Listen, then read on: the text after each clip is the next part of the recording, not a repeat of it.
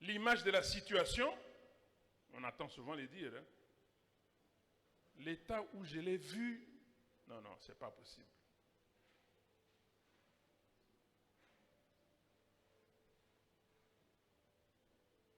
Ça peut aussi une image de circonstances. Où es-tu? Et ce matin, le Seigneur vient vers chacun de nous, nous poser la question. Où es-tu, ma fille? Où es-tu, mon frère? Mes bien-aimés, il y a des hommes et des femmes qui ont mis des moyens financiers, matériels. Il y a des gens qui ont abandonné les moments de loisirs pour prier afin que vous soyez gagnés au Seigneur.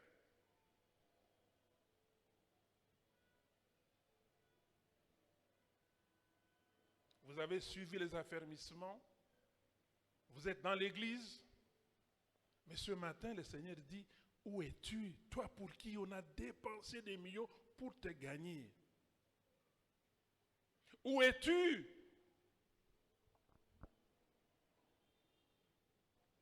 Toi qui avais toujours le temps de méditer la parole de Dieu.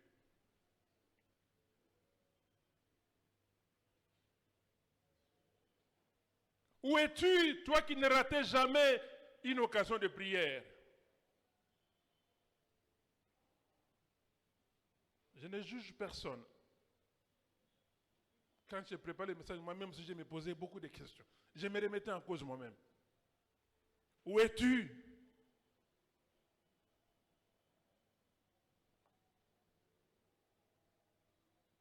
Toi qui avais dit, mon temps c'est pour le Seigneur, mon temps c'est pour des moments de prière, d'adoration, de louange. Où es-tu ce matin? Où es-tu ces derniers temps?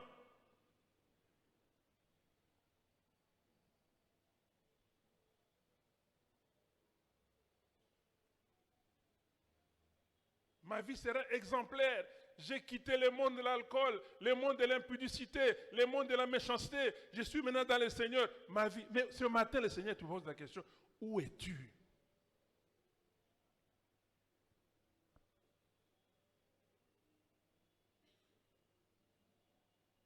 Ce n'est pas d'autres personnes qui posent la question, ce n'est pas nous. Mais Dieu te pose la question, où es-tu, mon frère? Où es-tu? Et si toi-même tu fais une introspection, tu regardes il y a 2 ans, il y a 3 ans, il y a 4 ans, j'étais qui par rapport à l'œuvre de Dieu? Et aujourd'hui, où est-ce que je suis? Ne peux-tu pas te poser de temps en temps de cette question-là? Où est-ce que je suis? Nazawa Pilelo. Non pas en termes d'argent, non pas en termes de travail, non pas en termes je ne sais de quoi encore, mais par rapport à ta vie. Où es-tu ce matin? Où es-tu? Peux-tu passer ici devant et témoigner, depuis que j'ai été gagné au Seigneur, voici ma vie, voici ce que je suis? Tu peux nous tromper, nous tous. C'est ton témoignage. Mais tu ne peux pas tromper Dieu. Et tu ne peux pas tromper ton cœur. Où es-tu? Dieu pose la question à chacun de nous. Où es-tu? Toi qui avais dit, pas de relation sexuelle avant le mariage ou en dehors du mariage, où es-tu aujourd'hui? Où es-tu ce matin?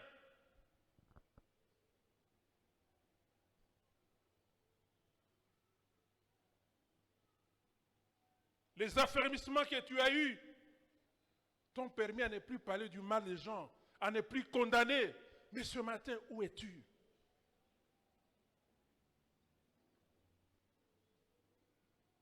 Ne me regarde pas moi, mais regarde-toi dans les miroirs de Dieu. Où est-ce que tu peux te situer?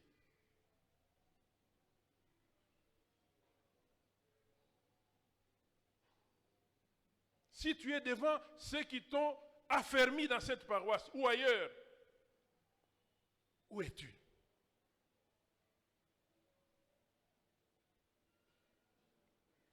Par rapport au pasteur Samy qui a commencé avec toi à l'Écodim, Il est venu ici. Tu es venu aussi ici. Où es-tu ce matin? Où es-tu? Où es-tu? Toi-même, pose-toi la question, où est-ce que je suis? Par rapport à Dieu, par rapport à l'œuvre de Dieu, par rapport à la parole de Dieu.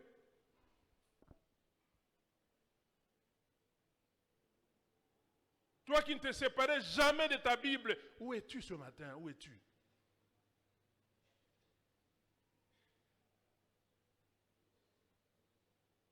Ça va vous paraître ennuyeux, mais posons-nous la question, où sommes-nous? Paroisse francophone de Kinshasa, où sommes-nous aujourd'hui?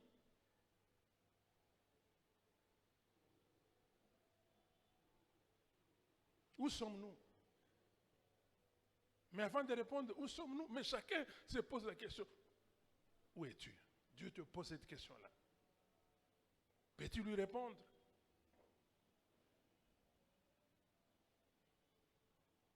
Toi qui voulais impacter ta génération, ma fille, on a un quartier, tout ça a changé ma camouflage. Mais ce matin, ces derniers temps, où es-tu?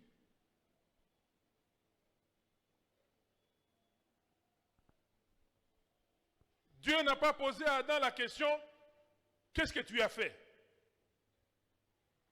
Il a posé la question à Adam, où es-tu? Il a secoué dans son subconscient. Il est allé dans la profondeur. Et vous savez la réponse d'Adam. Il a commencé à raconter des choses. Condamnant celle-là, condamnant Dieu, condamnant tout cela. C'est justifiant tout cela. Mais la question de Dieu était précise. Où es-tu? Mon frère, où es-tu?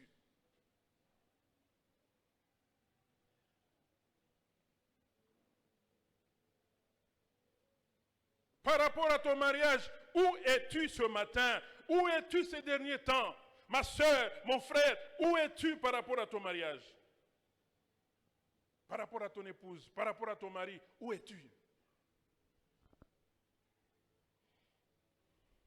Dans combien de foyers, quand on va rendre visite, vous posez la question, Madame, frère Azar, ah, papa Komba. Frère Nabino Yeka Mutaïbi era. Donc personne ne sait là où il est. Quand est-ce qu'il rentre, personne ne sait.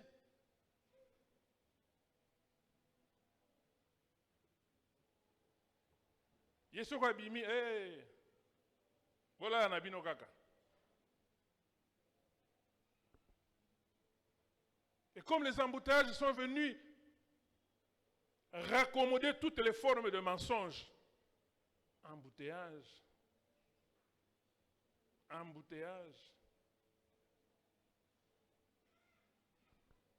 J'ai dit toujours à mes collaborateurs, chaque fois qu'ils vont en mission, je n'ai jamais appris qu'un de mes collaborateurs a raté l'avion.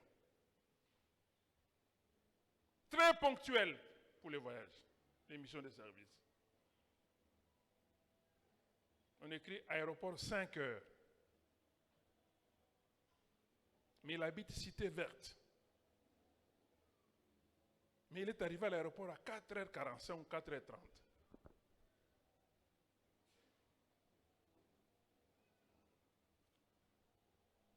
Où es-tu, mon frère? Où es-tu, ma soeur?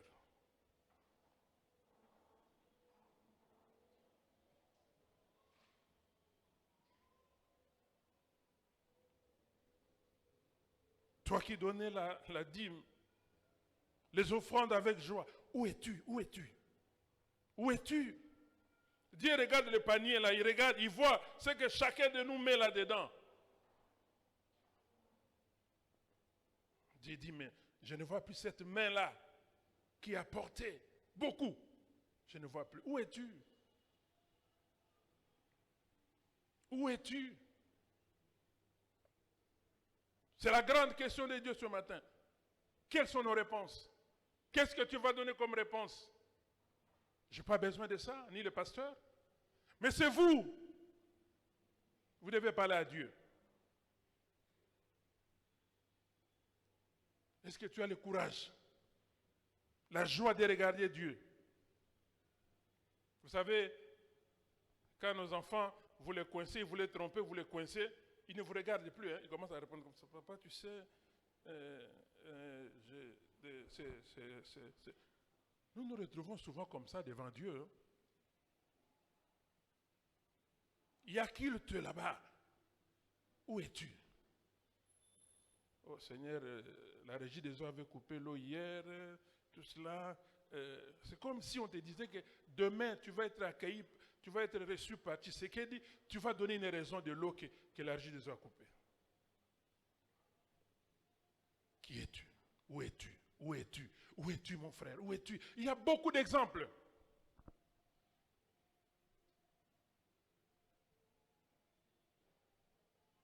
Mes réponses aux questions de Dieu. Que chacun réponde. Et toi-même, tu sais ce que tu dis. Parce que tu es intelligent. Tu sais ce que tu dis, si c'est vrai ou c'est faux. Mais je te rappelle seulement qu'on ne se moque pas de Dieu. Tes pensées là, Dieu les connaît déjà. Mais il veut que toi-même tu les dises. Il n'est pas venu condamner. Il est venu nous rapprocher de lui parce qu'il a besoin de nous.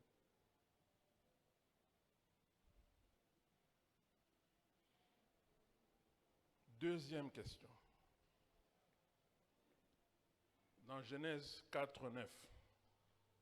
Deuxième question.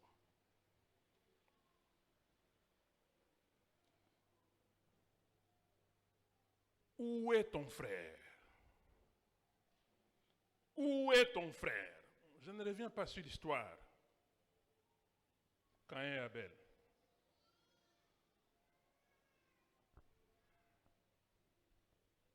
Dieu revient à la fin.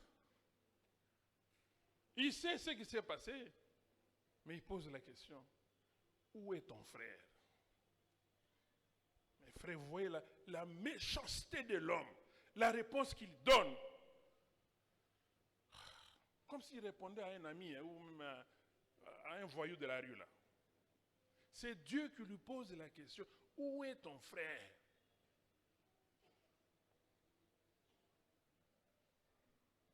Suis-je le gardien de mon frère? Yo nzambo zo tunanga makamona frère nanga sœur nanga zawapi. Est-ce que ngana saka gardien na bango? Est-ce que moi je dois veiller sur lui?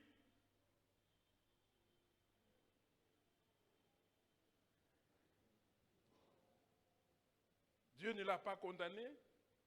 Dieu ne l'a pas encore posé la question, qu'est-ce que tu as fait? Mais il pose seulement la question, où est ton frère?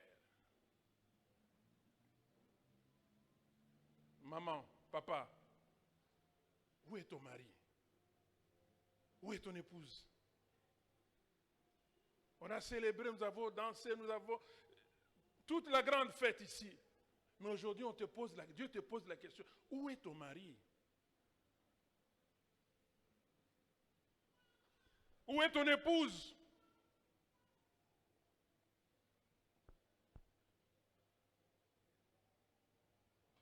Combien de maris qui voyagent sans signaler leurs épouses?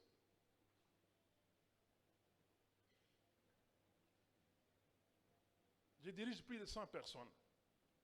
Je sais de quoi je parle. Il suffit qu'il y ait un problème, tu dis, comme dans les services, nous avions laissé, nous tous, les coordonnées des personnes à contacter en cas de problème. Il y a des mariés qui ne donnent pas les numéros de leurs époux, de leurs maris.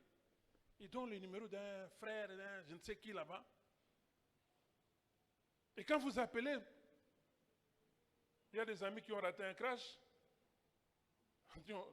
On appelle ce numéro et dit, mais oui, c'est quand moi Sinaït.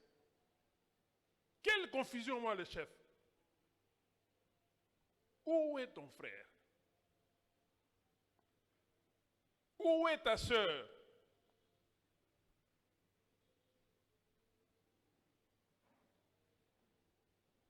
Ah, Seigneur.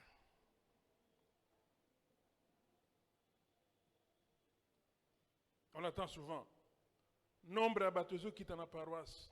Nombre réseau quitta. Ça ne va pas, ça ne va pas. Oui, c'est bien beau de dire ça.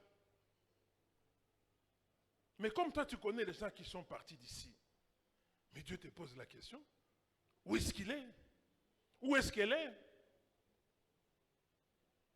Qu'est-ce qui t'empêche de prier pour eux, d'aller les voir, de comprendre et de les faire revenir?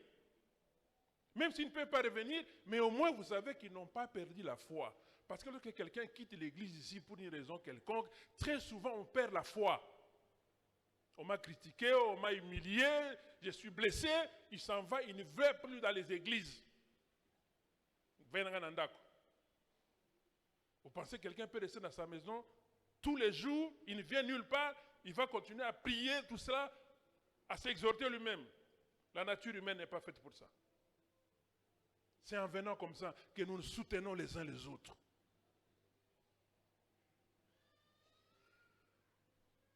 Le diagnostic, c'est bien. Le nombre a diminué. Mais tu connais ceux qui sont partis. Dieu te demande ce matin, où est ton frère? Où est ta soeur? Où est ton épouse? Où est ton mari? Où sont tes enfants? Vous arrivez à une maison à 20 heures. Où sont les enfants? Personne ne sait vous donner la réponse. Dieu pose la question. Où sont tes enfants?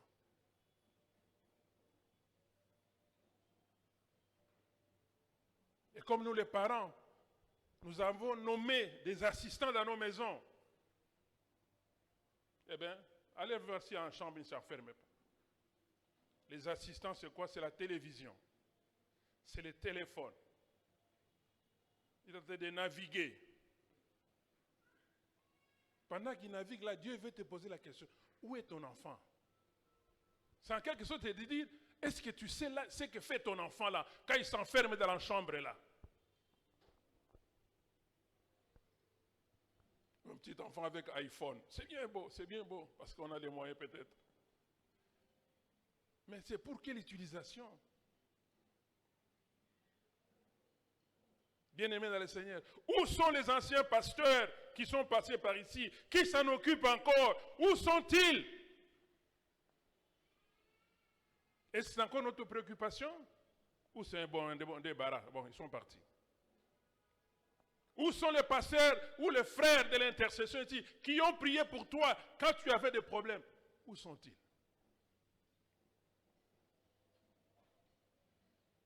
Dieu va te poser la question. Tu avais de sérieux problèmes. Tu es venu ici plusieurs fois. On a prié pour toi. Est-ce que tu te souviens encore d'eux? Est-ce que tu penses encore à eux? On ne te demande pas de l'argent ni de la nourriture. Mais pensez à eux, priez pour eux, les chercher, dire, ah, papa, nous sommes dans une distraction généralisée. Je dis bien, nous sommes. Je ne me suis pas mis à l'écart. Mais c'est la parole de Dieu, je ne peux que le dire comme ça.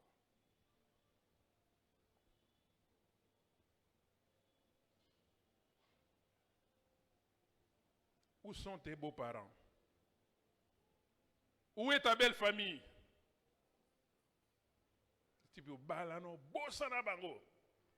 Compliqué un mariage, fini avec moi. Les sœurs, où sont les membres de ta belle famille? Oh, balinga kangaïté. Famille balinga kangaïté. Oui, ils ne t'aiment pas. Mais quel est le signe que toi tu as montré que tu les aimes? Le premier signe de ton amour envers ta belle famille, c'est de couper tout contact avec eux. Je ne sais pas c'est quelle Bible qui nous enseigne ainsi. Tu as des problèmes avec tes frères et sœurs de ta propre famille. Là, ce n'est pas si grave. Ce n'est que dans la belle famille où il y a tous les sorciers du monde.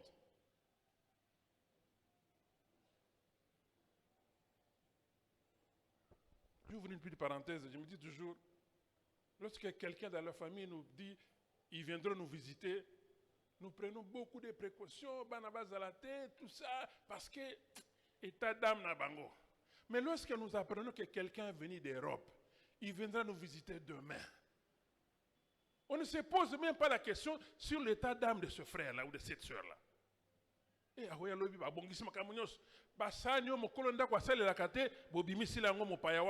ne savait même pas s'il est dans quelle magie dans le monde où il est là.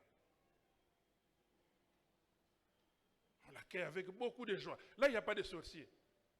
Lorsque c'est quelqu'un de la belle famille, ce sont des sorciers.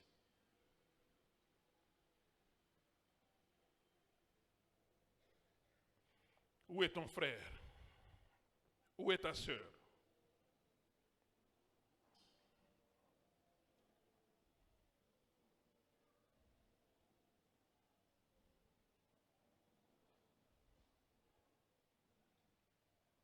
Où sont tes parents?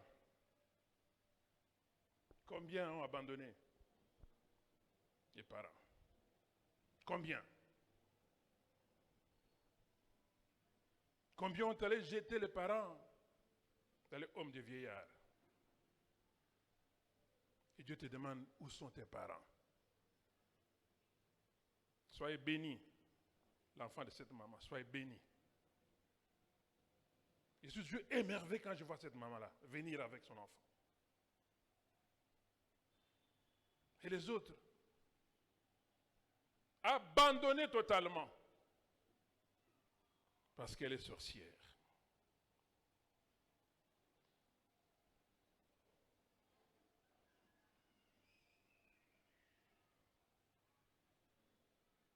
Troisième question.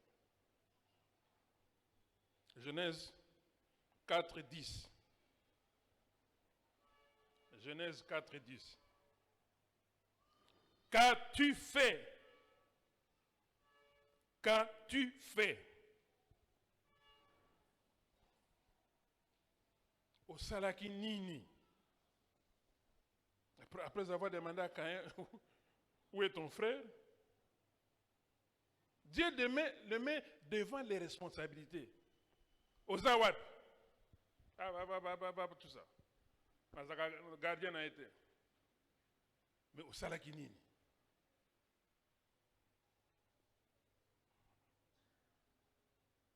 Je n'ai pas dit que tous les parents doivent venir vivre à Kinshasa. Ils peuvent vivre là où ils sont. Mais au Salakani, il n'y a pas de parents. Au Salakani, il y a une belle famille. Qu'est-ce que tu fais? Des anciens pasteurs.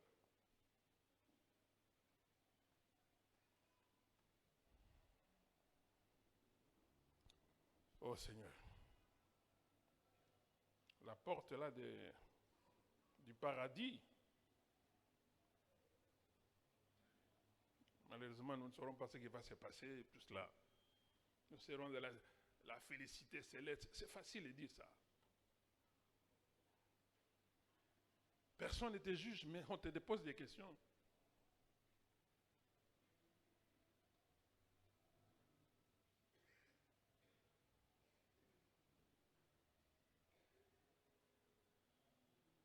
Je vais vous poser la quatrième question et on va arrêter là-bas. Parce qu'il y a 1000 questions, il y a beaucoup de questions. Il y a beaucoup de questions que Dieu nous pose dans sa parole. Ça ne vient pas, non, révélation, non, c'est là-dedans.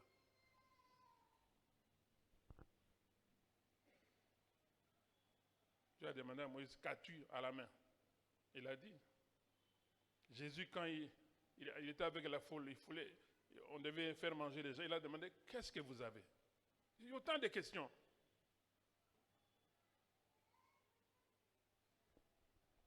Mais ma petite intelligence sous la conduite du Saint-Esprit m'a conduit à poser ce matin les 4 questions qui m'ont troublé moi-même.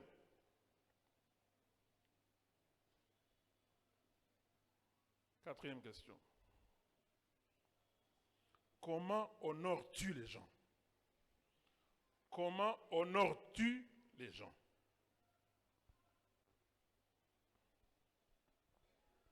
Comment honores-tu les gens? Comment honores-tu le pasteur? Comment honores-tu ton épouse? Comment honores-tu tes enfants? Comment honores-tu ton mari? Comment honores-tu les autres camarades de classe, de service? Comment tu les honores?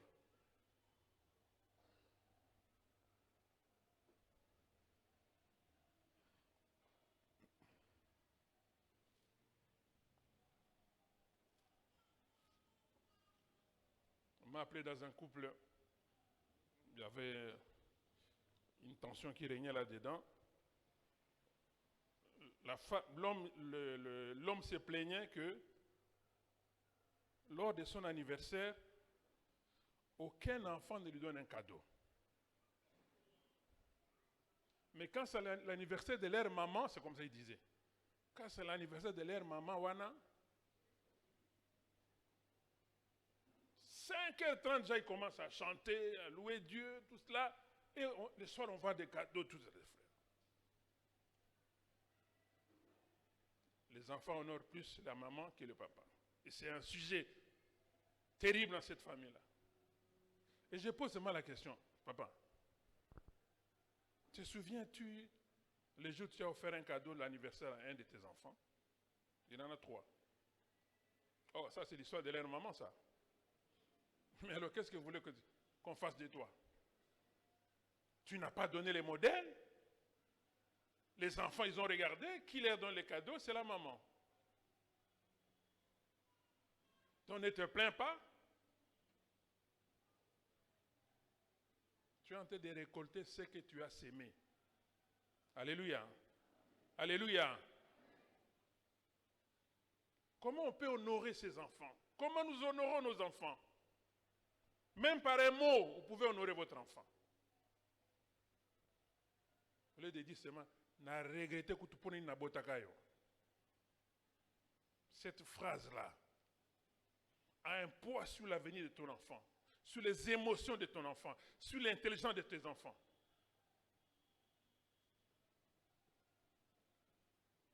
Comment est-ce que nous honorons nos pasteurs? Comment est-ce que nous les honorons?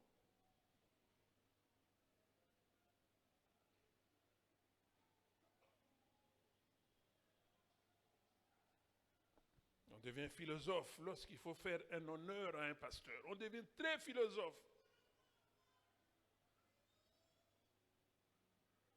Tout le monde veut te faire réfléchir. Oh, tu vois que la paroisse ici, la ranoutée, hein, ça c'est des dépenses, tout cela. Je pose la question. Ah, frère, comme on a fait comme il n'y a que deux choses, ou la fête ou le deuil. Toi, tu aimes quoi? C'est que tu aimes les deuils, non? Bon, sans effet, ngai na boyi makambo ba deuil wana.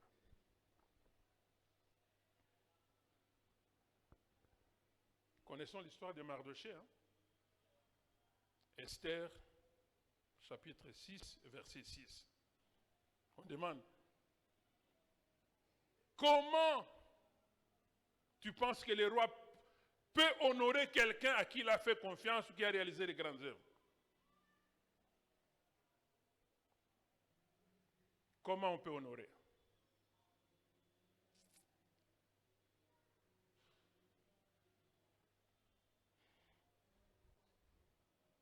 Tu vois tout en noir, tout. Tu ne veux jamais. Ah, honneur, il y a honneur en Zambie, mon cher. Honneur, pasteur, et puis après, décevoir Bisso. Est-ce que c'est mon problème? Qui a établi le pasteur? C'est moi ou c'est Dieu? C'est Dieu, hein? Alors, si j'ai des problèmes avec le pasteur, qu'est-ce que je fais? Je rentre chez celui qui l'a nommé. Seigneur, moi je vois qu'avec le pasteur ici que tu nous as envoyé, ça passe pas bien. Mais je voudrais comprendre, comme s'il vient de toi, je ne cherche pas ce qu'on les change ou on les chasse. Mais moi je veux comprendre quelle leçon je dois tirer de sa présence ici à la paroisse.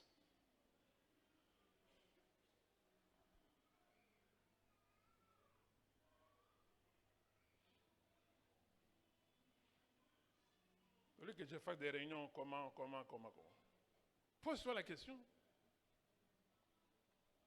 Est-ce que je ne peux pas profiter de la présence de ce pasteur pour apprendre quelque chose? Peut-être que je suis de nature dictateur. Mais lui, il est venu pour me montrer que c'est lui le chef, ce n'est pas moi.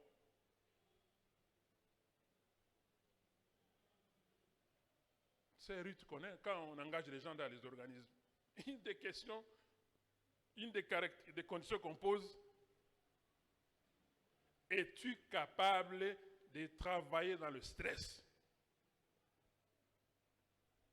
Et on te demande, donnez-nous des exemples des stress que tu as vécu et tu as supporté pour qu'on t'engage ici.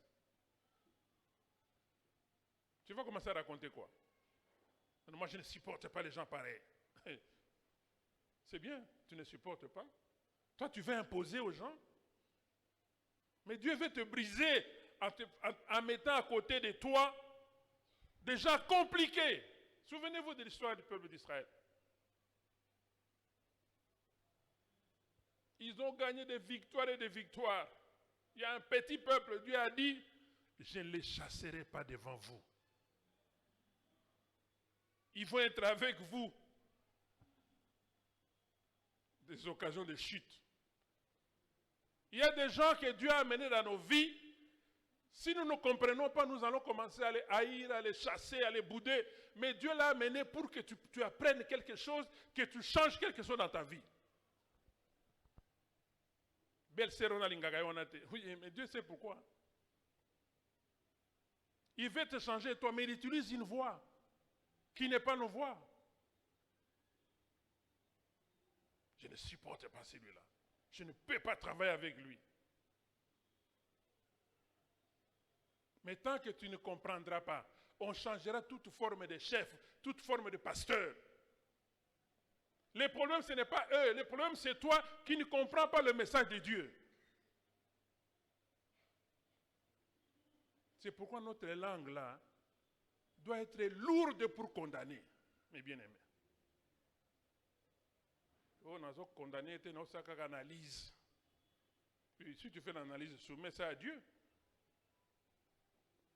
C'est pas mauvais d'analyser. Allez voir la personne, dites-lui que qu'est-ce qui ne va pas entre toi et moi?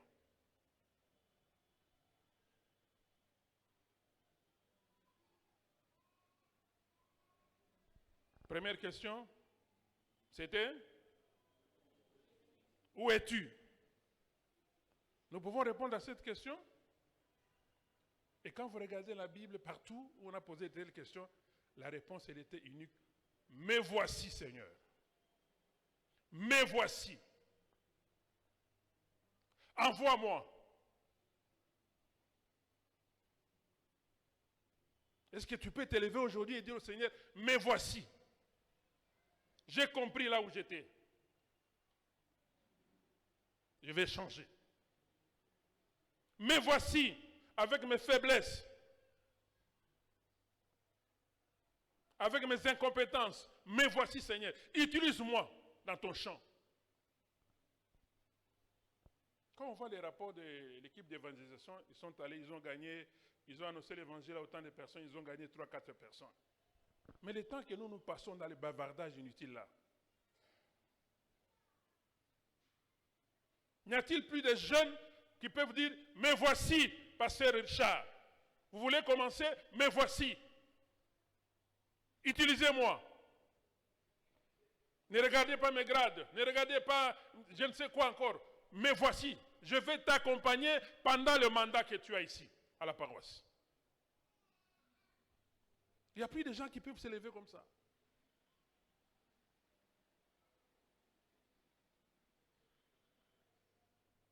La deuxième question, c'était?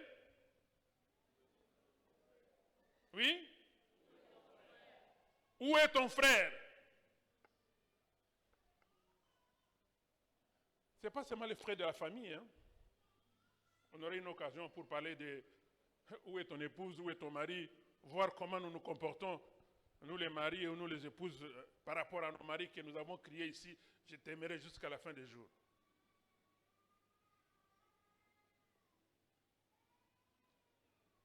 Où est ton frère?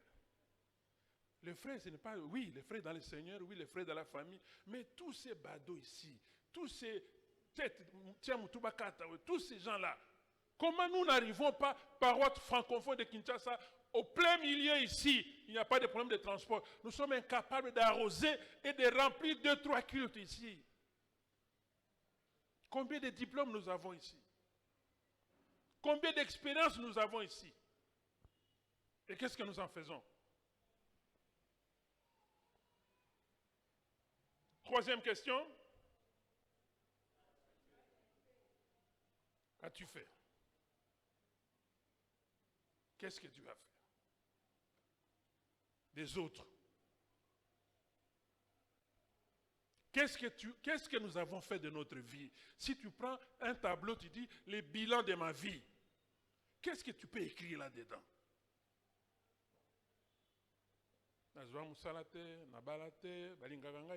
C'est bien beau, ce qui est négatif. Mais qu'est-ce que tu as fait de bien?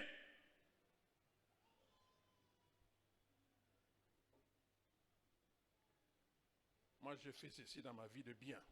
1, 2. Si comme il y a 10, c'est que Oyamabe comme là, ils ont 200.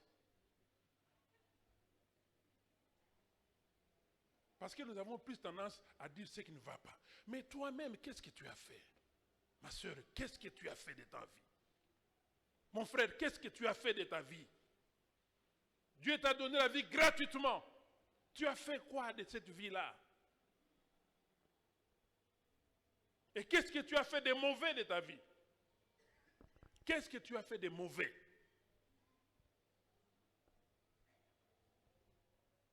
Toi-même, tu sais ce que tu as fait de mauvais. Ou ce que tu continues à faire de mauvais. Ou ce que tu vas continuer à faire de mauvais de ta vie.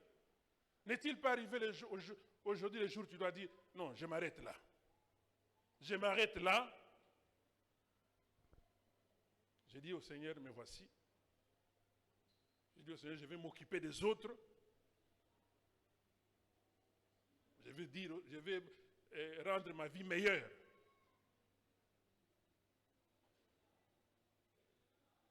Et je vais honorer les conducteurs spirituels. Ce sont les pasteurs.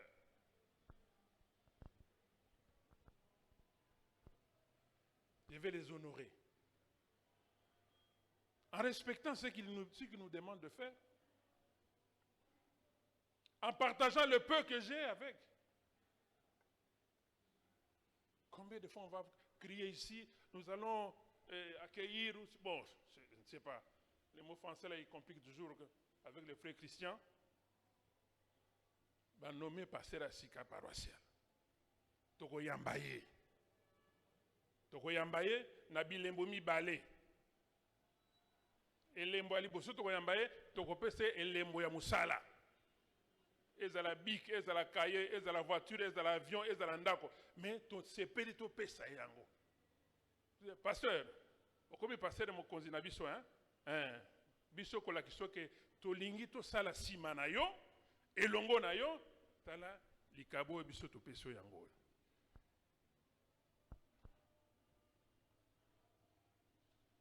Bile momi bale pona go yambaye. Yami bale to lingi, hein? Ata mbuma ya loso kaka. Na mbuma ya lide su moko, to kabola to li anzela moko.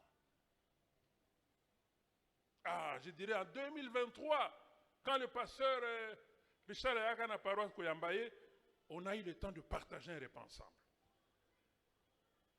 On ne va pas faire les lettres, demandes de soutien, je ne sais à qui, c'est ici. Et nous vous avons donné la façon la plus facile. Nous tous, nous devons contribuer. Mais en prenant tout d'abord, les frères et les sœurs qui ont des comptes dans les banques, ils peuvent donner le budget, je ne vais pas les citer, parce que la caméra va prendre ça, ça passe sur les chaînes internationales du monde entier, ce n'est pas bon. Ce que tu sors de ton compte là, ce n'est pas un don que tu fais à l'église, au déficit église. Quand on a la banque, chaque mois, bon, on a bien intérêt, la tenue de compte. Alors nous, on va commencer à crier chaque jour ici, pendant que toi, tu as de l'argent dans ton compte, tu as à disposition l'église, l'église chaque dimanche,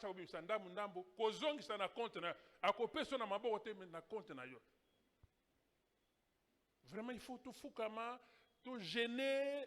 Ah, c'est pas vrai ça. Comment est-ce que nous honorons les serviteurs?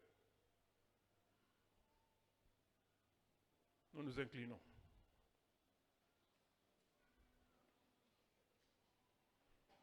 Je ne sais pas quelle est la partie du message à laquelle tu veux répondre. Tu es libre de t'élever, de t'asseoir même par terre. Parce que tu vois que, non, aujourd'hui, devant la parole de Dieu, non, tu ne vaux rien. Tu es très, très sale.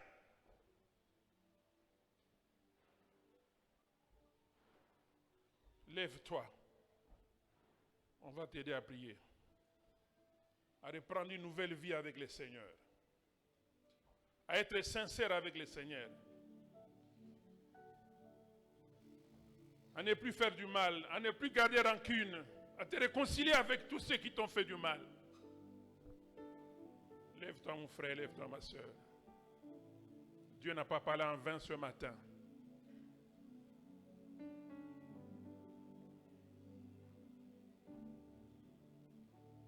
Le pasteur Richard, c'est comme un commandant de brigade. Il doit savoir qui sont les militaires qui vont avec lui au front. Alors si nous sommes dans des situations compliquées, oh, les balles vont nous parvenir tous. Mais aujourd'hui, tu te lèves, tu te dis, Seigneur, j'arrête cette vie. Seigneur, je refuse d'être hypocrite.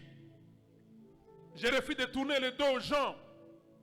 Je refuse d'être absent à l'église, aux activités de l'église. Je vais te suivre toi seul, Seigneur. Je veux reprendre ma vie de prière, ma vie de lecture, de la méditation de la parole de Dieu.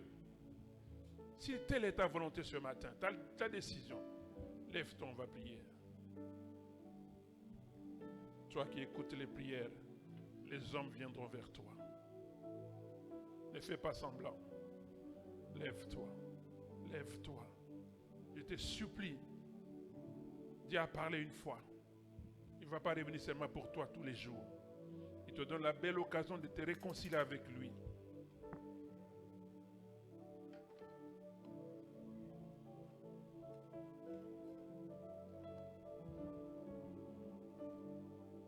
Vois-tu, Seigneur m'appelle, prends ta croix et viens, suis-moi. Je réponds, Sauveur fidèle, mais voici, je suis à toi jusqu'au bout, Et dans le vent, les mauvais jours, à toi pour mourir et vivre, à toi Jésus pour, oh oui, jusqu'au bout. Je veux te suivre dans les bons, les mauvais jours, à toi pour,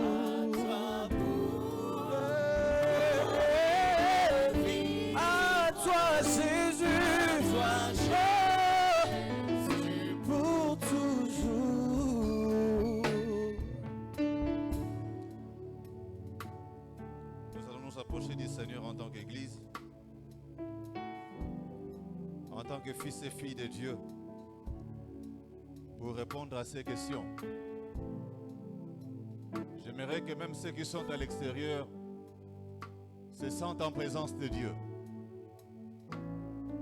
Invite-toi à la présence de Dieu là où tu es. Ce sont des questions existentielles qui nous concernent. Et le Seigneur nous pose la question de savoir où est-ce que tu es, où est-ce que nous sommes par rapport à ta marche spirituelle. Tu as quitté la maison pour venir ici,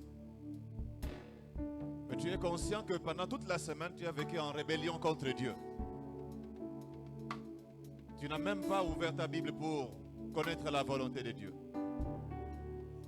Tu n'as même pas eu le temps de connaître les intentions de Dieu pour toi pendant la semaine.